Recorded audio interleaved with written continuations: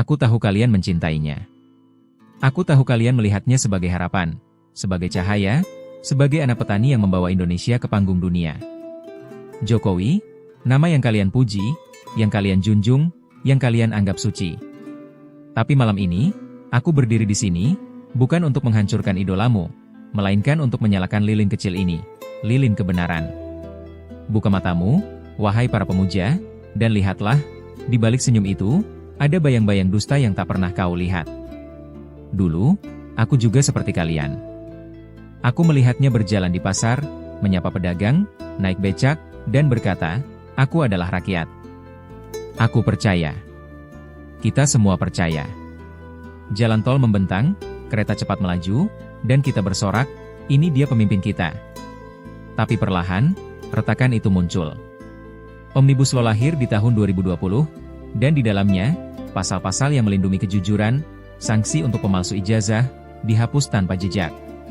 6 tahun penjara untuk kejahatan akademik, lenyap begitu saja. Mengapa?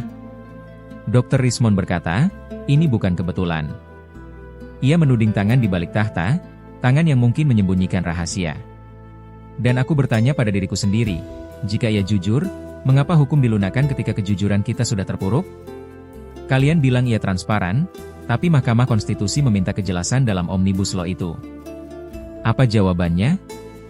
Perpu yang lahir dalam diam, disahkan tanpa suara rakyat pada 2023. DPR hanya menjadi stempel, dan pasal-pasal itu seolah melindungi seseorang dari jeratan hukum.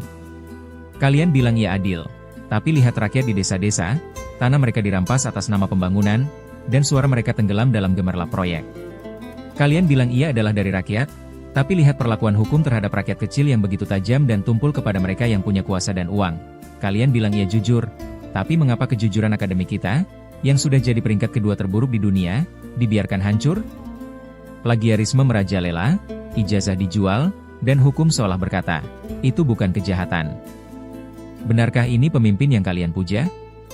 Aku bukan musuhmu, wahai para pemuja. Aku adalah saudaramu, yang juga pernah terpesona oleh janji-janji manis itu.